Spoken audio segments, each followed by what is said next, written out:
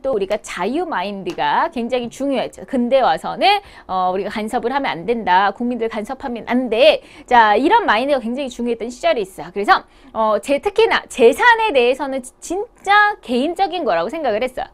내 재산 내 거죠. 여러분 재산 여러분 거 맞습니다. 그렇죠? 제가 여러분 재산을 함부로 쓸 수도 없고 돈 내나 할 수도 없는 겁니다. 그렇죠? 그리고 내 재산은 내가 맘대로 할 수 있는 거고요. 재산은 정말 개인적인 게 맞아요. 근데 이제 살다 보니까 이런 문제가 생기는 거죠. 아니 현대에 와서 너무 빈부격차가 좀 심각한 거예요. 어떤 사람은 대단히 잘 살고 어떤 사람은 대단히 가난합니다. 근데 옛날 마인드는 뭐냐면 너 가난해? 네가 능력이 없으니까 가난한 거지. 네 탓이야. 네 탓이라고만 생각했어요. 왜? 재산은 지극히 개인적인 거니까. 그러니까 부자로 사는 것도 이 사람 능력이고 가난한 거 네 탓이야. 어쩌라고? 약간 이런 마인드였다는 거야, 옛날에는.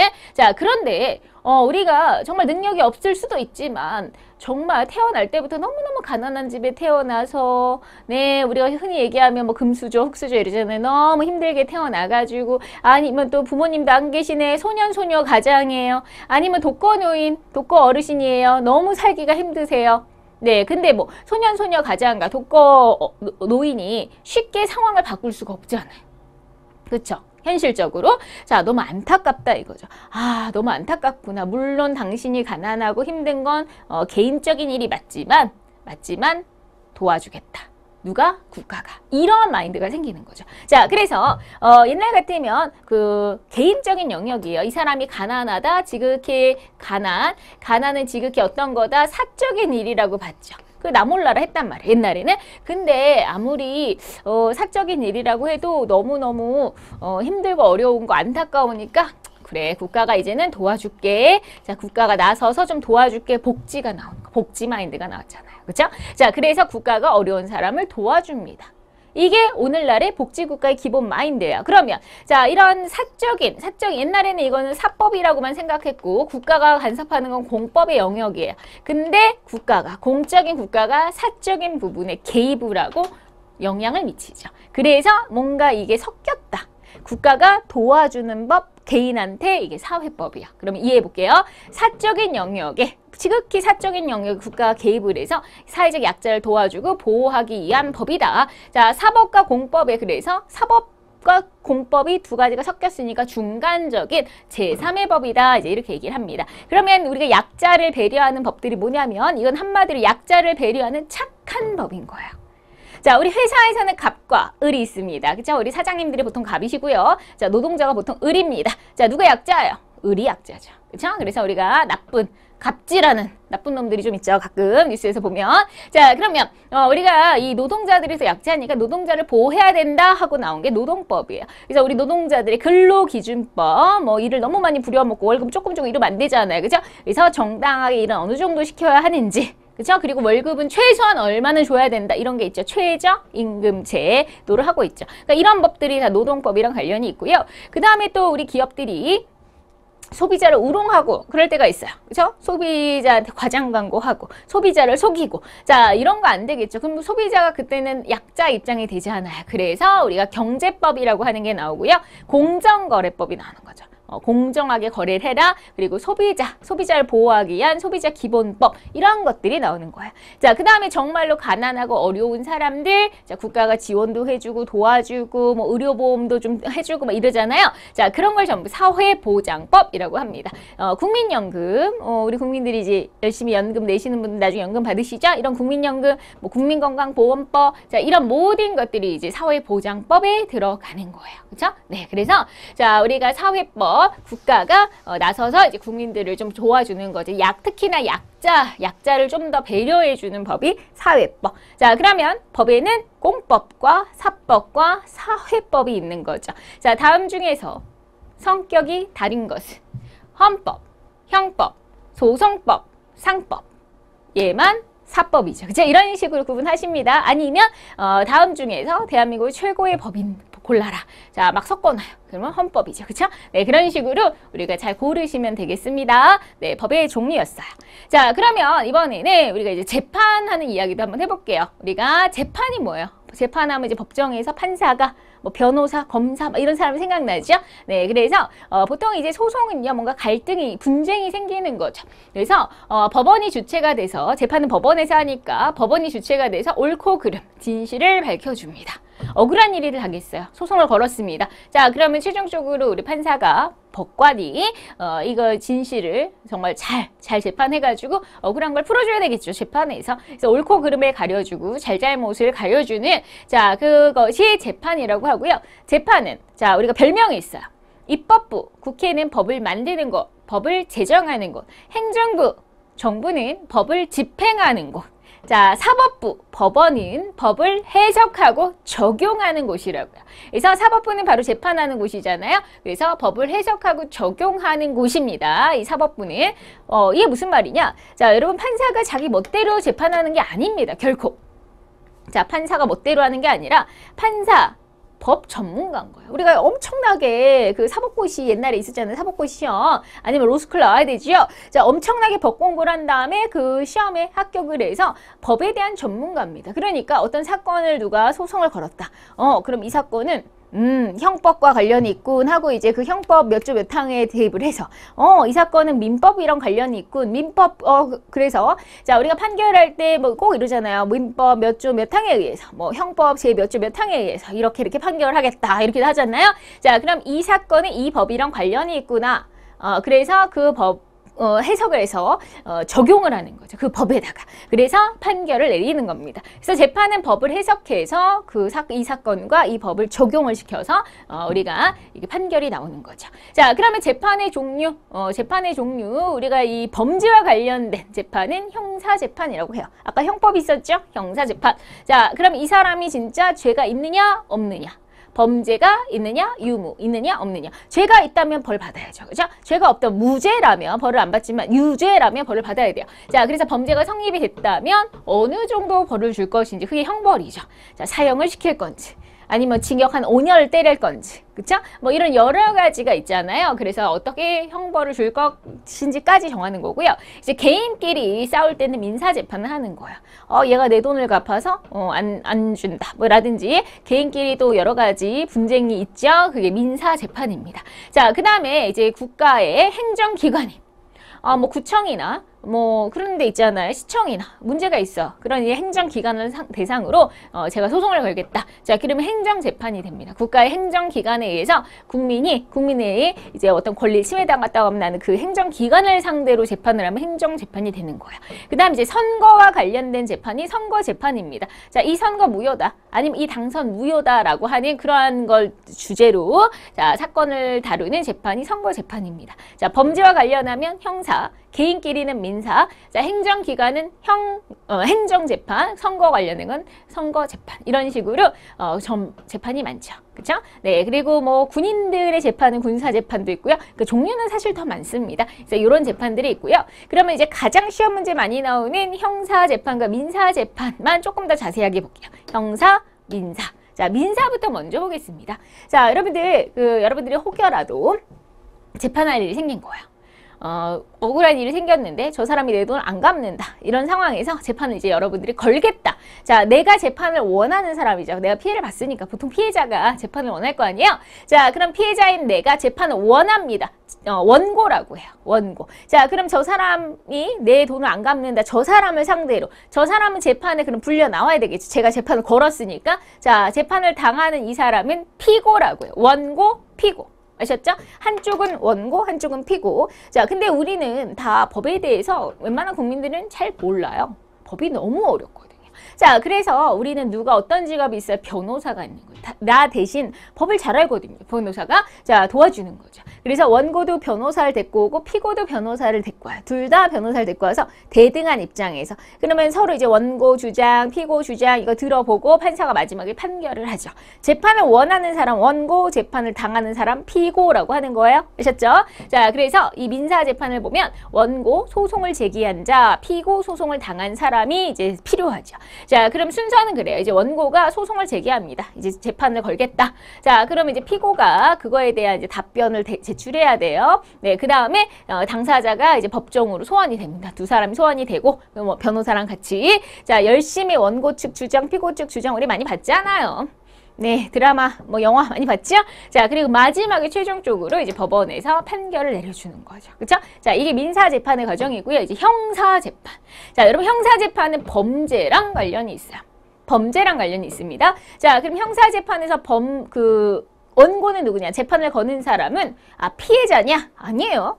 검사입니다.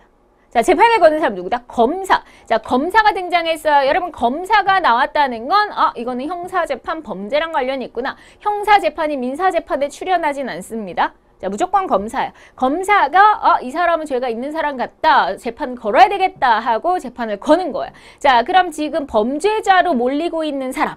자, 범죄자로 의심을 받는 사람이 이제 피고가 되는 거죠. 자, 우리 형사재판에서는 그냥 피고라고 안 하고 정확히 피고인이라고 합니다. 용어가 달라요. 자, 여기선 원고 피고, 근데 여기는 원고 피고인이라고 불러요. 그래서 소송을 당한 사람, 지금 범죄자로 오해받고 있는 사람이에요. 자, 왜냐면 판결이 나기 전까지는 범죄자야! 이렇게 말할 수가 없죠. 그쵸? 범죄자로 의심을 받고 있는 사람이죠. 왜냐면 무죄로 나면 이 사람 범죄자 아닌 거잖아요. 그쵸? 근데 유죄로 이게 판결이 나면 물론 범죄자였겠지만 그래도 재판이 끝나지 않았기 때문에 우리는 아직 존중해주는 의미로 아직은 범죄자로 의심을 받는 사람인 거지 범죄자야! 이렇게 얘기하면 안 된다는 거죠. 그쵸? 자, 그래서 원고하고 피고, 검사와 이제 그 피고인이 재판을 하는 건데 자, 일단은 자, 이 형사재판 가는 과정에서 어떤 이제 예를 들면 살인사건이 일어났다고 해볼게요. 살인사건이 일어나서 어떤 사건에 의해서 고소나 고발이 된 거죠.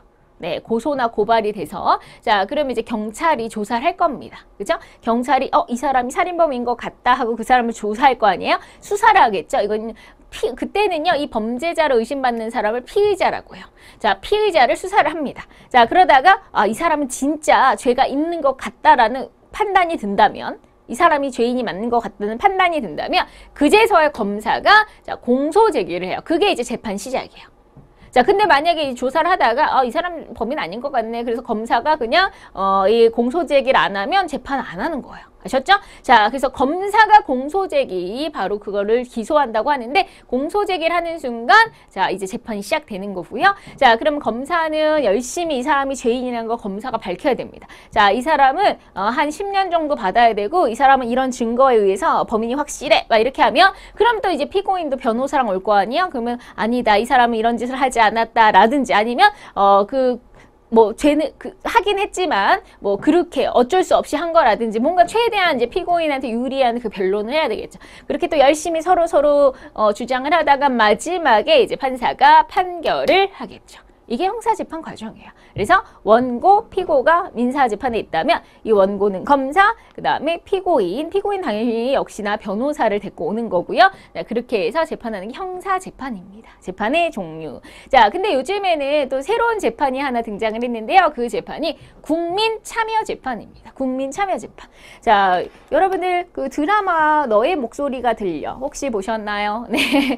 자, 그 요즘에 드라마나 영화에 보시면 자, 국민참여재판의 그 모습이 나오는데 우리 국민들이 배심원으로 참여하는 거예요. 국민들이 배심원으로. 자, 그러면 이제 국민들이 배심원으로 참여해서 국민들이 이제 지켜봅니다. 배심원 최대 9명까지 이렇게 앉아있거든요. 자, 그러면 지켜보고 이 사람이 죄가 있는지 없는지 국민들이 판단을 하는 건데 자, 아무 재판이나 하는 게 아니라 형사재판만, 범죄와 관련된 형사재판 중에서도 조금 이제 중죄 사건에만 국민참여재판하는 거고요. 그 다음에 이거는 피고인이 신청하는, 검사가 신청하는 게 아니라 피고인이 지금 범죄자로 지금 의심받고 있는 사람이 나 국민참여재판으로 재판을 원한다. 재판해달라 부탁을 하면 그러면 국민참여재판 할 수 있어요. 자, 피고인이 원할 때만 하는 거야. 그래서 형사재판 중 중죄사건에서 피고인이 신청하면 이제 국민들 자 배심원으로 옵니다. 자, 배심원으로 뽑히는 사람은 아무나 로또예요. 로또. 아무나 추첨해, 추첨.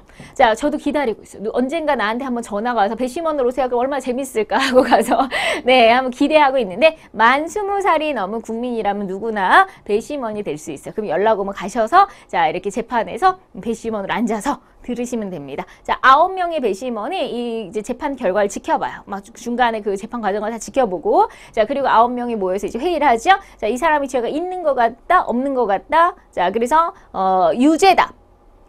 유죄라고 한다면 그래 이 사람 죄가 있는 것 같으니까 징역 한 10년을 주자. 자, 배심원들이 결정을 합니다. 무죄다라고 하면은 뭐 당연히 풀어주자는 거고, 자, 그렇게 해서 배심원이 결정을 한 것을 판사한테 전해줘요. 판사한테 우리 배심원은 이렇게 생각한다.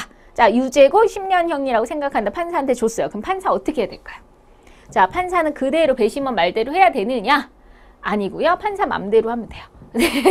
자, 그래 뭐 황당하죠? 아니 그럼 배심원 왜 있느냐고요, 그렇죠? 자, 근데 대부분 판사들이 배심원 말을 따르긴 한답니다. 자, 그래서 배심원이 그 의견을 반드시 따를 필요는 없어요. 판사가 또 소신껏 배심원들이 그렇게 생각해도 난 그렇게 생각하지 않는다라고 판결해도 상관없지만 그래도 배심원의 의견을 존중하면서 대부분 판사들이 따른다고는 해요.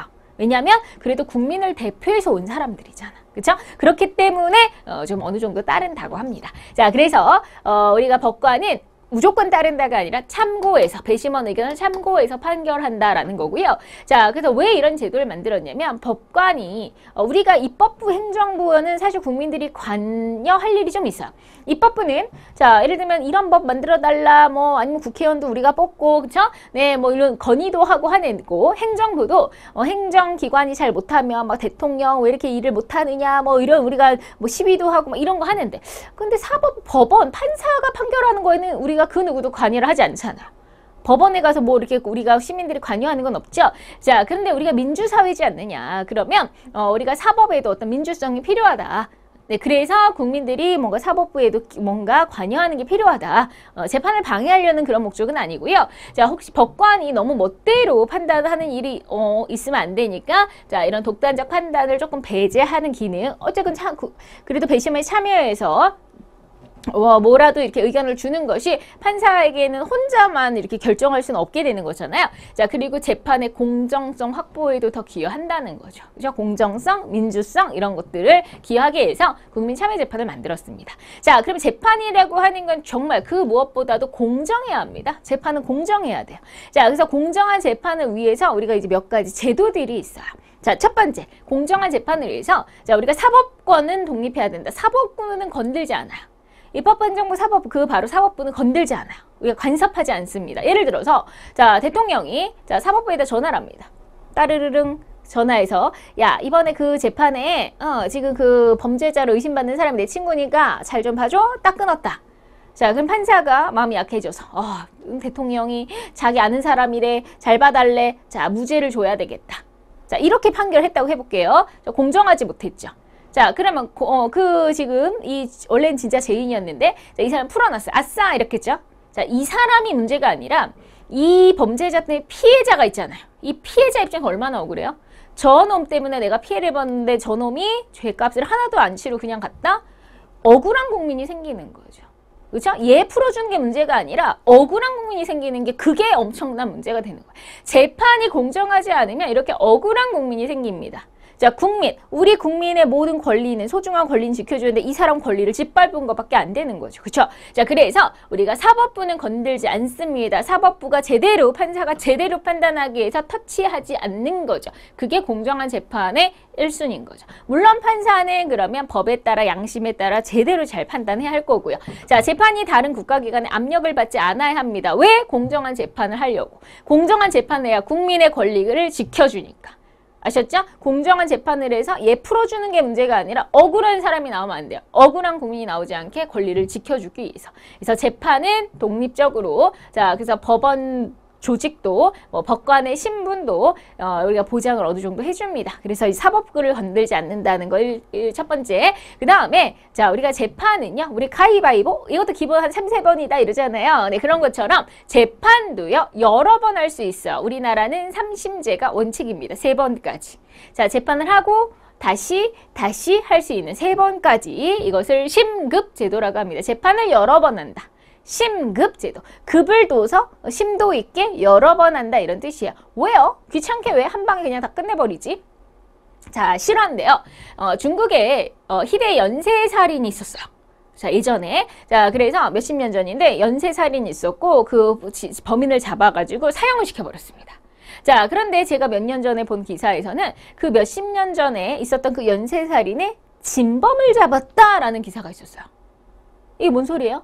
그때 이미 범인이라고 해서 사형시켰는데 진범을 이제 잡았다고? 그러면 그때 그 사람이 진범이 아니었던 거죠. 어떡할 거예요? 그쵸? 그 억울한 사람 살릴 수도 없고. 네, 이런 일도 가끔 있어요. 자, 우리 판사, 우리 모든 인간은 실수해요. 판사도 사람입니다. 실수할 수 있어요. 그죠? 일부러 그랬을 거라고 생각하지 않아요. 근데 그 당시에 상황적으로 모든 정황과 증거가 이 사람을 범인으로 지목했다. 그렇게 해서 이 사람을 범인으로 했는데 사형시켰는데 알고 보니 아니었다. 뭐 진짜 영화처럼 그럴 수 있는 거잖아요. 근데 이러면 안 되잖아요. 그럼 이 죽은 사람 어떡할 거냐고요. 역시 억울한 국민이 생겼죠. 그래서 우리 판사도 사람이라 재판을 잘못 오판할 수 있습니다. 언제든 오판의 가능성이 있어요. 근데 한 번에 그래서 재판을 끝낸다? 그러면 그게 실수면 어떻게 해요? 그죠? 그러니까 다시 할 수 있는 기회를 주는 거죠. 그래서 신급제도를 둡니다. 왜? 자, 그럼 판사 실수하지 말라고? 이것만이 아니고 판사가 실수라면 또 역시 억울한 국민이 나오죠. 그게 제일 문제인 거예요. 누구 하나도 억울해서는 안 된다는 거예요. 그렇죠? 자, 그래서 우리가 신급제도 여러 번 재판을 하는 것은 결국 궁극적으로 국민을 위해서 권리를 지켜주려고 억울한 국민이 나오지 않게 하려는 거예요. 아셨죠? 자, 그래서 공정하게 재판하면서 이런 오판, 잘못된 판단도 막아서 재차 여러 번 판결을 하게 되는 게 신급제도입니다. 자, 그러면 재판을 했어요. 했는데 좀 이게 마음에 안 들어서 다시 해달라. 또 다시 해달라 했어요. 자, 근데 이제 3번 했는데 이것도 마음에 안 들어. 다시 해줘. 5번, 6번, 10번도 하지요. 왜 3번만 해요? 네, 그럼 이거 언제 끝내요? 재판을 계속 그렇게 끝도 없이 한다면. 그래서 우리가 3번 정도면 충분하다라고 보는 거죠. 그래서 3번 이상은 할 수가 없어요. 같은 사건으로 3번 이상은 재판할 수 없고요. 최대 3번까지. 자, 그럼 무조건 3번 하는 거냐? 그것도 아니에요. 재판을 했는데 마음에 안 들면 더 하는 거고요. 마음에 들면 거기서 끝나는 거예요. 아셨죠? 그래서 재판을 무조건 3번 하라는 게 아니라 한 번 하고 혹시라도 나 이 재판에 불만이 있다라고 하면 3번까지는 기회를 준다는 거죠. 그게 신급제도입니다. 신급. 자, 그럼 3번까지 기회를 주니까 자, 요거를 한번 보실까요? 자, 우리 재판 첫 번째 1심, 두 번째 2심, 세 번째 3심이라고 이렇게 얘기해요. 보통 1심은 지방법원에서, 2심은 고등법원에서, 3심은 대법원에서 이렇게 재판을 합니다. 자, 그러면 이렇게 3번까지 할 수 있는 거예요. 한 번에 끝내도 상관없는 거고요. 자, 그러면 1심을 했어요. 내가 재판했는데 마음에 안 들어요. 억울한 것 같아요. 재판 결과가 내가 이길 줄 알았는데 진 거예요. 그럼 억울하죠? 다시 해줘. 다시 해줘. 요청을 해야 다시 해주는 거죠. 그렇죠? 자, 다시 해달라고 요청하는 걸 우리가 상소한다라고 해요. 다시 해줘. 이렇게 하는 거. 자, 다시 해달라고 요청하는 걸 상소제도라고 하고요. 상소제도 상급법원에 얘보단 얘가 더 높고 얘보단 얘가 더 높잖아요. 그러니까 더 높은 상급법원에 다시 재판을 청구하는 거죠. 억울하니까 억울함을 호소하면서. 자, 근데 이 법률 용어가 사실 조금 어려운데요. 자, 다시 해달라고 하는 걸 상소제도. 자, 근데 1심을 했는데 2심으로 가고 싶은 거예요. 2심으로 다시 해줘. 이게 항소한다라고 하는 거고요. 자, 2심을 했는데 또 3심 가고 싶어요. 그럴 때 3심에다가 다시 해줘 하는 건 상고한다라고 합니다. 자, 항소든 상고든 둘 다 상소제도라고 하는 거예요. 다시 해달라고 했으니까. 다시 해줘 하면 상소인데 구체적으로 1심에서 2심으로 갈 땐 항소, 2심에서 3심 갈 땐 상고한다. 이렇게 얘기를 하는 겁니다. 그래서 항소는 2심에다가 소를 제기하는, 다시 재판을 청구하는 거고, 자, 상고는 3심을 제기하는 걸 상고한다. 법률 용어입니다. 재판은 여러 번 하는 걸 심급이라고 하는 거고요. 신급. 근데 우리는 3번까지 하는 거고. 자, 그럼 여러 번을 한다고 했으니까 당연히 다시 해줘 할 수 있는 기회가 있는 거죠. 다시 해달라는 하는 그 말이 상소제도고, 그리고 항소와 상고라는 단어로 표현합니다. 네, 요게 단어가 조금 어렵죠? 자, 그러면 우리가 또 공정한 재판을 위해서 원칙이 있어요. 우리 재판은 공개가 원칙입니다. 모든 재판은 공개가 원칙이에요. 자, 여러분들이 법정 가서 구경하고 싶다? 아무 때나 가셔도 돼요. 아무 재판이나 봐도 돼요. 왜? 공개가 원칙이니까. 왜 만약에 비공개라고 하면 왜 공개를 안 해요? 수상하죠. 뭐 재판 공정하지 않은 거 아니야? 우리가 이렇게 의심을 할 수 있잖아요. 그러니까 늘 어떤 국민이 봐도 공정하게 한다라는 걸 보여주기 위해서 재판은 공개가 원칙입니다. 그래서 재판의 공정성을 확보하기 위해서 재판의 심리라는 게 재판의 과정, 그리고 판결까지는 다 공개가 원칙입니다. 그 다음에 우리가 그 재판은요 기본적으로 증거를 바탕으로 해야 돼요. 그래서 증거 재판이라고 해요. 증거가 없으면 안 되는 거죠. 그렇죠? 증거를 바탕으로 이 증거가 확실하니까 범인이구나 이런 식으로 증거를 바탕으로 우리가 판단합니다. 증거 재판주의. 자, 그래서 만약에 이런 상황이 있을 때 보세요. 자, 제가 자백을 했어요. 내가 했어요. 범인은 나예요. 자백을 한 거예요. 근데 문제는 내 자백만 있을 뿐이지 증거가 아무것도 없는 거예요. 증거는 단 하나도 없는데 그냥 내가 범인이에요 하고 자백을 한 거예요. 자, 그러면 그 자백은 인정을 안 해줘요. 증거가 없으니까. 아셨죠? 왜냐하면 이런 경우도 있죠. 만약에 내가 진짜 죄인이 아닌데 돈을 왕창 받았어요. 자, 돈 받고 내가 이제 죄인 하기로 한 거죠. 증거는 하나도 없는 거예요. 내가 했어요. 내가 한 거예요. 그러면 이 자백이 거짓말할 수도 있는 거잖아요. 그렇죠? 그렇기 때문에 자, 이런 경우 형사재판에서 피고인의 자백이 피고인한테 불리한 유일한 증거예요. 다른 증거가 없는 거예요. 자백밖에 없을 때는 이거를 증거로 삼지 않습니다. 왜? 증거가 없다고 보는 거죠. 그렇죠? 그래서 우리는 항상 증거재판주의다. 네, 그냥 공개와 증거재판이다. 이것만 기억하시면 돼요. 자, 그러면 우리 마지막으로 우리가 사람과 사람이 살다 보면 이렇게 분쟁이 생길 수가 있습니다. 자, 근데 이제 그냥 가장 나쁜 방법이 재판이야. 가장 최후의 방법을 재판이라고 생각하시면 돼요. 나쁘다는 게, 자, 왜 나쁘냐고 얘기하냐면, 일단은 시간과 비용이 많이 들고요. 돈이 많이 들어요. 변호사 한 명 쓰려면 진짜 돈이 많이 들어요. 별것도 아닌 재판에. 그쵸? 자, 그래서 시간과 비용도 많이 들고, 근데 또, 자, 만약에 친구가 돈을 안 갚는다고 재판을 걸었다? 그럼 친구하고 뭐 거의 끝장나는 거죠. 뭐 친구 얼굴 다시 볼 수 있겠어요? 네, 그 거의 극단으로 가는 겁니다. 그래서 뭐 우리 친구 관계는 거의 끝났다고 봐야죠. 그렇죠? 그래서 재판을 하면 가장 확실하게 해결은 되죠. 왜냐하면 전문가인 판사가 판결을 딱 해주잖아. 그러니까 가장 전문적이고 확실한 해결은 맞지만 시간과 비용이 많이 걸리고 과정도 엄청 복잡하고요. 네, 법원에 가야 되고 오라 하는 날짜에 가야 되고 오라 가라 뭐 증거 내라 뭐 할 게 많습니다. 자, 그리고 감정적으로 이 친구와는 끝이다 이거죠. 자, 감정의 문제. 자, 그러니까 우리가 사실 재판 안 하고 해결하면 더 좋아요. 그래서 재판을 하지 않는 대안적인 분쟁이라고 이렇게 얘기합니다. 이건 이제 좀 평화적으로 재판까지 가지 않는, 재판 전에 끝내는, 이게 안 되면 이제 재판까지 가는 거죠. 그래서 재판이 아닌 그 또 다른 대안적인 방법은 뭐가 있냐면 제일 좋은 건, 자, 만약에 여러분 A하고 B가 지금 문제가 생긴 거야. 나랑 제일 친한 친구 A하고 B가 문제가 생기면, 자, 제일 좋은 방법은 둘이 화해하는 게 제일 좋죠. 그 어떤 사람이 끼지 않고 둘이 싸웠으면 둘이 화해하는 게 제일 좋죠. 그래서 그게 협상과 화해입니다. 둘이 당사자끼리 그냥 협상하고 화해하는 게 제일 좋고요. 제일 좋고, 둘이 다시는 안 볼 거야 막 이러고 싸우고 있어요. 자, 진정한 친구라면 어떻게 해야 돼요? 야, 화해를 시켜줘야죠. 그죠? 제가 이제 진정한 친구입니다. 제 진정한 친구 제가 등장했어. C가 등장합니다. 이게 나예요, 나. 자, 그러면 제가 이제 이러는 거죠. 좋은 친구라고 한다면 이 둘을 화해시키기 위해서 A한테 전화합니다. 야, 커피숍으로 나와. 자, B, 야, 너도 나와. 자, 근데 얘네들은 서로 다시는 안 볼 거야 이러고 있는데 이제 거짓말을 해서라도 나오게 한 거죠. 나왔는데 이제 이렇게 서로 셋이 딱 만난 거죠. 그러니까 둘이 뭐야 막 이러겠죠. 나를 속였어 막 이러겠지만 어쨌거나 이 자리를 마련해서 이 자리를 마련하는 것까지 이걸 알선이라고 합니다. 자리 어쨌건 이제 한 자리에 만나야 뭔가 해결이 될 거 아니야. 그쵸? 자, 그러면 제가 이제 중간에서 더 나서지. 야, 그러지 말고 화해해. 그러지 말고 이렇게 한번 화해를 해봐라. 이렇게 한번 화해를 해봐라. 하고 어떤 대안을 제시를 합니다. 해결 방법을 제시해. 이렇게 한번 해결해보면 어떨까? 화해해보면 어떨까? 자, 이게 조정입니다. 이게 조정이에요. 자, 근데 그래도 잘 안 돼요. 자, 그럴 때 이제 제가 더 무서운 사람 데리고 와요. 뭐 선생님 데리고 와요. 그래서 선생님이 강제로라도 화해! 막 이렇게.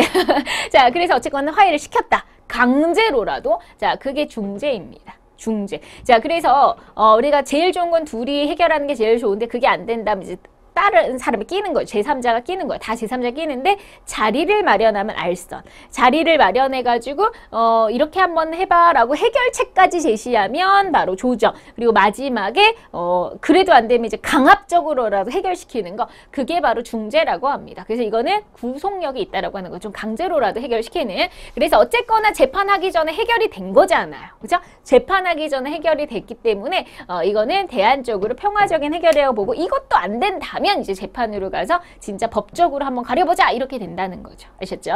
자, 그러면 우리 오늘의 문제 풀어보도록 하겠습니다. 1번 다음 제도가 추구하는 공통적인 목적은 신급제도 재판을 여러 번 하는 거. 사법부를 건들지 않습니다. 사법부 동네 증거재판, 증거에 의해서 공개, 재판은 공개한다. 다 재판을 공정하게 하기 위해서죠. 공정한 재판을 국민의 권리를 지켜주기 위해서. 정답 1번. 자, 2번입니다. 다음에 설명하는 사회 규범은 사회의 룰이네요. 4가지 중에서. 자, 정의를 실현을 목적으로 하고 위반할 경우에 국가에 의해서 강제적인 처벌. 어기면 처벌당해요. 그렇죠? 자, 이건 반드시 지켜야 되는 거니까 바로 법이죠. 자, 법은 1번입니다.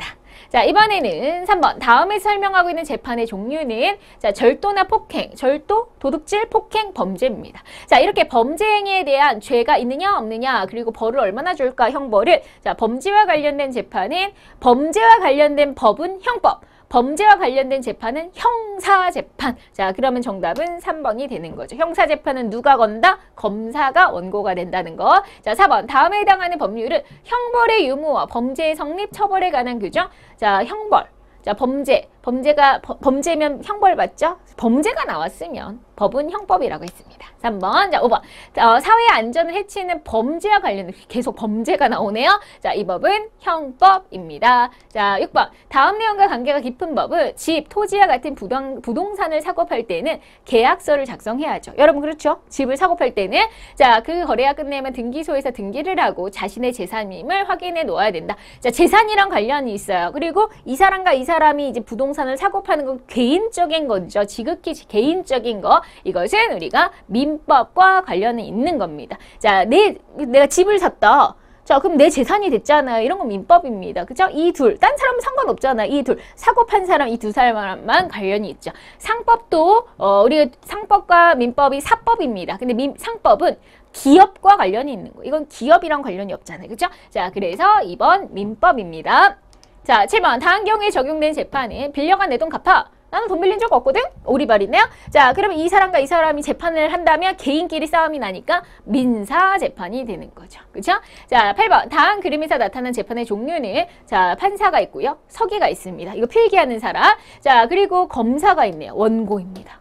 검사 나왔어요. 무조건 범죄와 관련이 있구나. 자, 그러면 이제 그 피고인이라고 해야 됩니다. 정확히는 피고인이라고 해야 맞는 거예요. 자, 그럼 검사가 있고 피고인 있고 이 피고인 도와주는 변호사가 있는 거죠. 아, 검사가 있으면 끝났어요. 자, 범죄와 관련된 형사 재판입니다. 네, 이렇게 해서 문제까지 모두 풀어보셨습니다. 자, 오늘은 법에 대해서 살펴봤어요. 법의 종류라든지 재판 그런 것들을 잘 기억해 주시면 되겠습니다. 여러분 수고하셨어요. 화이팅!